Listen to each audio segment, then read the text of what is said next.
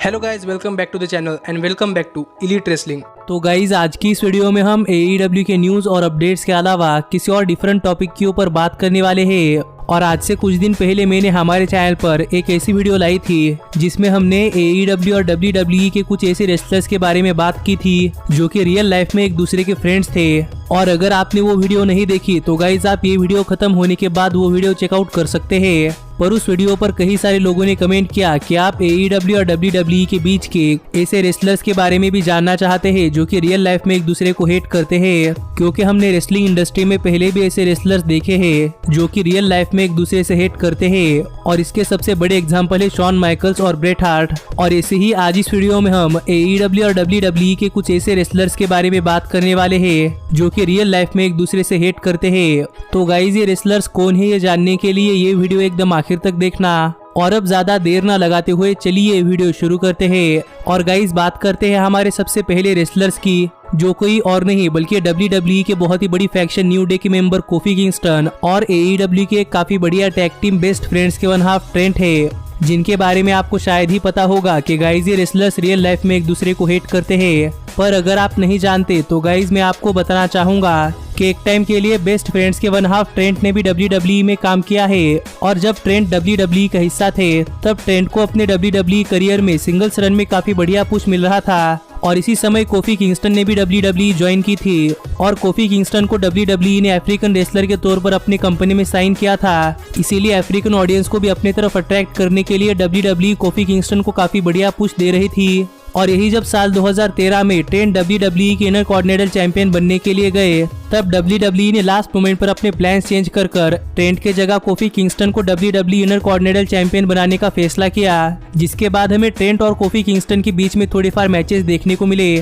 पर inter coordinator championship capture करने के लिए फेल होने के बाद ट्रेंट WWE कंपनी में एक टैग टीम का हिस्सा बनकर रह चुके थे। और ट्रेंट को ऐसा लगने लगा था कि कोफी किंगस्टन की वजह से ट्रेंट का पुश खत्म हो चुका है और अब ट्रेंट को दोबारा से कभी भी WWE में पुश नहीं मिलेगा, जो बात तो सही थी। और इसीलिए ट्रेंट ने WWE कंपनी छोड़ दी। पर WWE कंपनी छोड़कर जाने के बाद आज भी ट्रेंट और कोफी किंगस्टन के बीच में काफी सारी हेट है। और ट्रेंट का कहना है कि कोफी किंगस्टन की वजह से ट्रेंट का WWE करियर कुछ खास अच्छा नहीं रहा। पर कोफी किंगस्टन का कहना है कि कोफी किंगस्टन ट्रेंट से काफी बढ़िया रेसलर है, इसीलिए WWE ने ट्रेंट की जगह कोफी किंगस्टन को चूज किया, जो झगड़ा आज भी जारी है। और इसके ऊपर आप क्या कहना चाहते हैं ये आप मुझे कमेंट कर बताइए। लेकिन गाइज हमारे अगले रेसलर है farmer WWE world heavyweight champion Daniel Bryan और AEW कंपनी के अनाउंसर जस्टिन रॉबर्ट्स, जो रेसलर तो नहीं है लेकिन गाइज ये दोनों ही सुपरस्टार रियल लाइफ में एक दूसरे को काफी ज्यादा हेट करते हैं। इसीलिए मुझे लगा कि जस्टिन रॉबर्ट्स और डैनियल ब्रायन को इस लिस्ट में इंक्लूड करना चाहिए।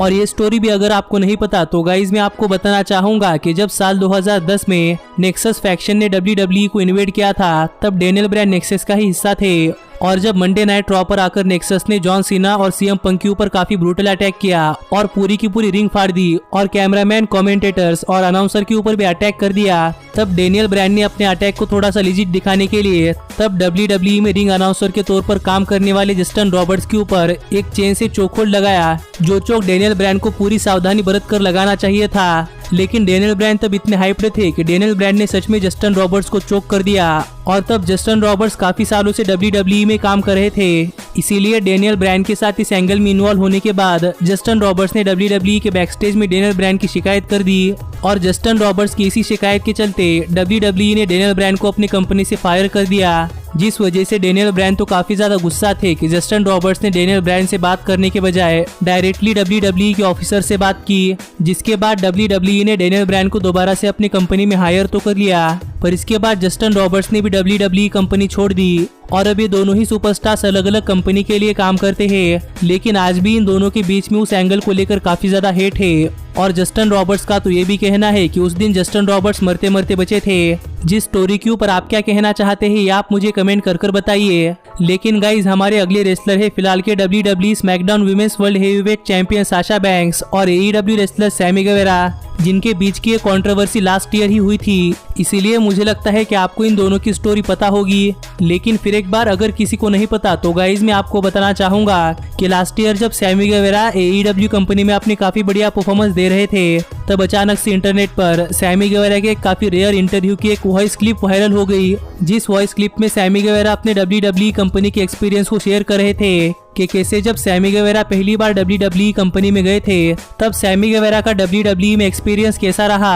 और सैमी गेवेरा ने WWE में क्या क्या सीखा। और इसी इंटरव्यू में बात करते हुए सैमी गेवेरा ने साशा बैंक्स को लेकर एक काफी वियर्ड लाइन बोली और यहाँ पर सैमी गेवेरा ने कहा कि WWE में जाने के बाद सैमी गेवेरा साशा बैंक्स का रेप करना चाहते थे। जो लाइन सैमी गेवेरा ने क्यों बोली थी ये तो क्लियर नहीं हुआ, लेकिन गाइस सैमी गेवेरा की वॉइस क्लिप इंटरनेट पर लीक होने के बाद सैमी गेवेरा को इंटरनेट फैंस की तरफ से काफी ज्यादा हेट मिलने लगी कि सैमी गेवेरा एक औरत के बारे में ऐसा कैसे कह सकते हैं। और इसके ऊपर सैमी गेवेरा ने सभी फैंस से माफी भी मांगी और सैमी गेवेरा ने कहा कि इंटरव्यू क्लिप आज से करीब 4-5 साल पहले की है और तब सैमी गेवेरा उतने मैच्योर नहीं थे कि सैमी गेवेरा को पता चले क्या कहना चाहिए और क्या नहीं। पर अपनी उस गलती के लिए भी सैमी गेवेरा ने साशा बैंक्स से माफी मांगी। पर इसके ऊपर रिप्लाई देते हुए साशा बैंक्स ने कहा कि सैमी गेवेरा ने साशा बैंक्स से माफी तो मांग ली है, लेकिन साशा बैंक्स सैमी गेवेरा से काफी ज्यादा नाराज है और साशा सैमी गेवेरा को कभी माफ नहीं करने वाली, क्योंकि माना कि सैमी गेवेरा ने ये लाइन मजाक में कह दी, लेकिन सैमी को क्या पता कि किसी ऐसे लाइन के बाद किसी और के ऊपर क्या बीतती है।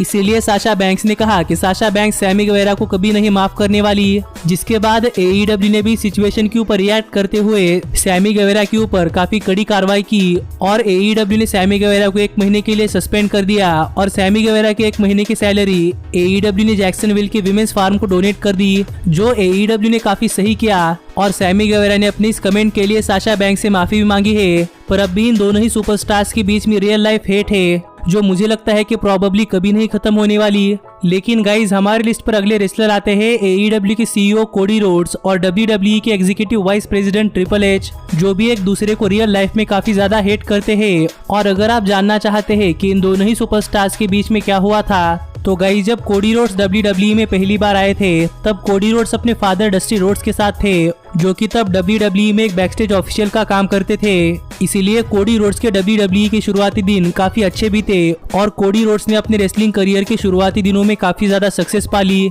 पर जब साल 2015 में कोडी रोड्स के फादर डस्टी रोड्स ये दुनिया छोड़कर चले गए, तब कोडी रोड्स का WWE करियर एक तरीके से खत्म हो गया, क्योंकि गाइस डस्टी रोड्स के चले जाने के बाद WWE के बैकस्टेज में कोई भी कोडी रोड्स को सपोर्ट नहीं कर रहा था और WWE के बैकस्टेज में ट्रिपल एच कोडी रोड्स को होल्ड बैक करने की कोशिश कर रहे थे, जिस बीच ट्रिपल एच के आइडिया की वजह से ही कोडी रोड्स को स्टारडस्ट भी बनना पड़ा, जो गिमिक तो कोडी रोड्स को जरा भी पसंद नहीं आया। लेकिन ट्रिपल एच के कहने पर कोडी रोड्स ने ये सब किया और जब भी कोडी रोड्स अपने तरफ से कोई क्रिएटिव आइडिया लेकर ट्रिपल एच के पास जाते थे, तब ट्रिपल एच कोडी रोड्स के आइडिया को रिजेक्ट कर देते थे, जिससे फ्रस्ट्रेट होकर फाइनली कोडी रोड्स ने WWE कंपनी छोड़ दी। और WWE कंपनी छोड़कर जाने के बाद जब कोडी रोड्स ने AEW कंपनी की शुरुआत की, तब WWE में ट्रिपल एच के हाथों काफी देर तक बुली किए जाने के बाद फाइनली कोडी रोड्स ने भी ट्रिपल एच के ऊपर शॉट्स लेना शुरू कर दिया, जिसका एग्जांपल हमने AEW कंपनी के डबल और नथिंग पेपर व्यू में देखा था कि कोडी रोड्स ने ट्रिपल एच के थ्रोन को ब्रेक कर दिया था, जिसके ऊपर ट्रिपल एच ने तो कुछ नहीं कहा।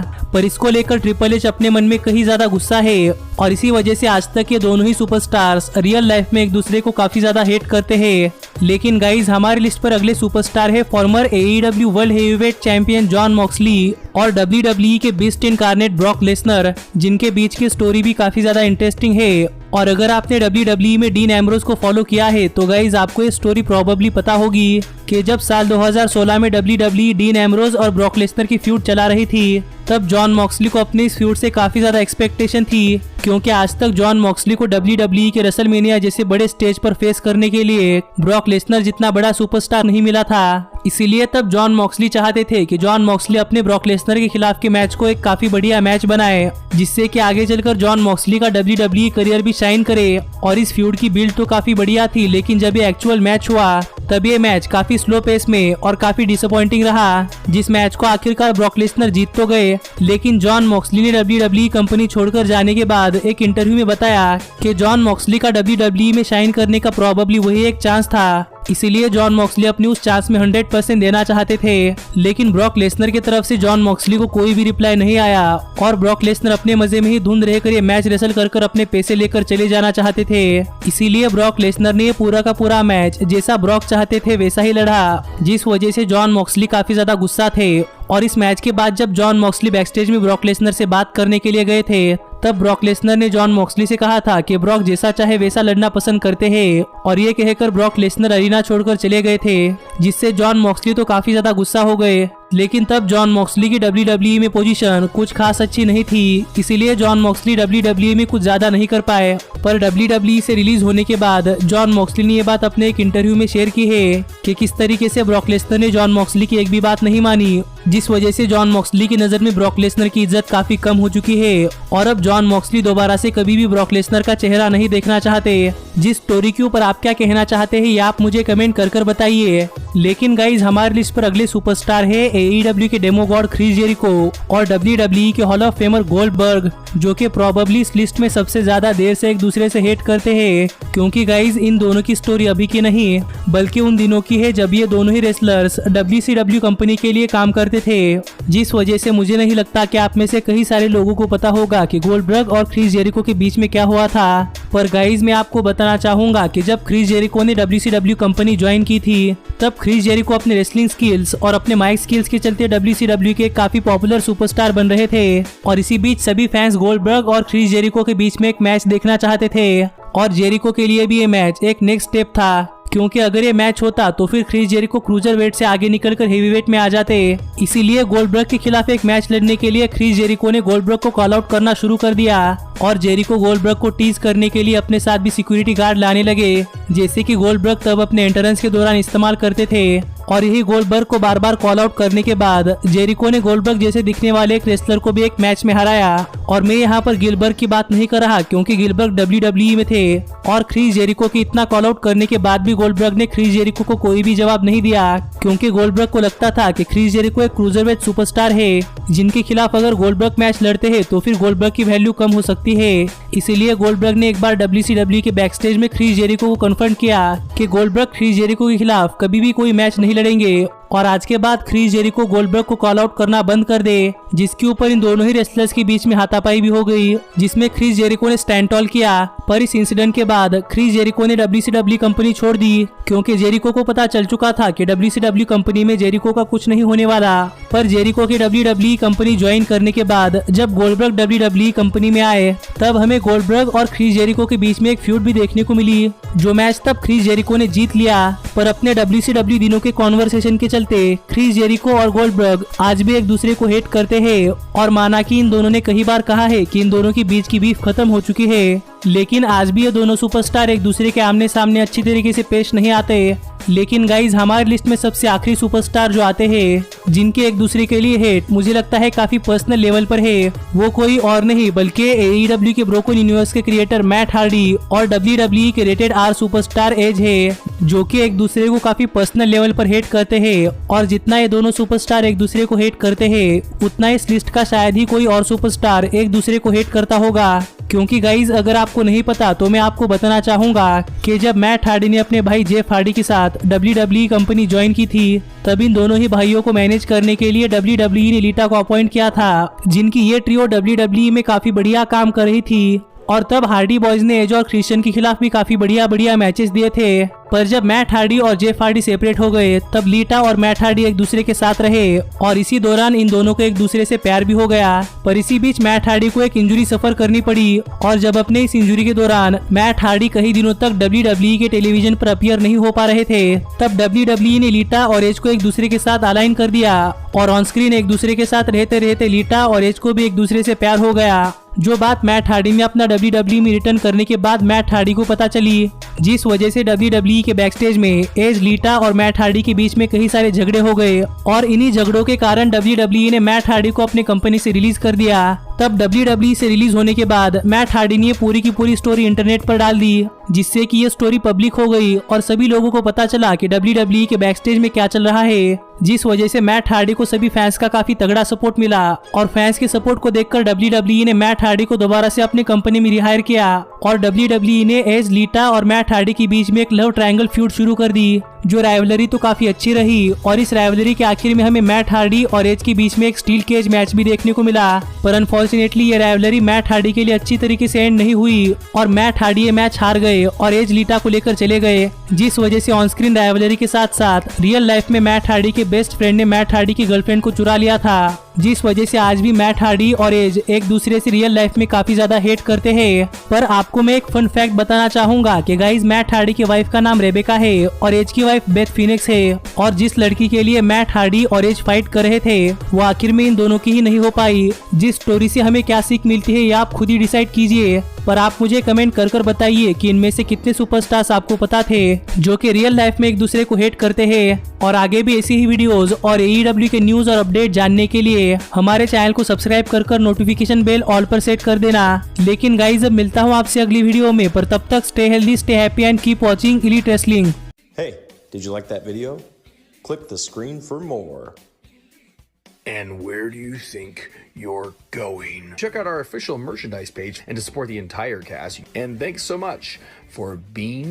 the elite. The elite. What, Nick, you're not going to sing it all with me this time?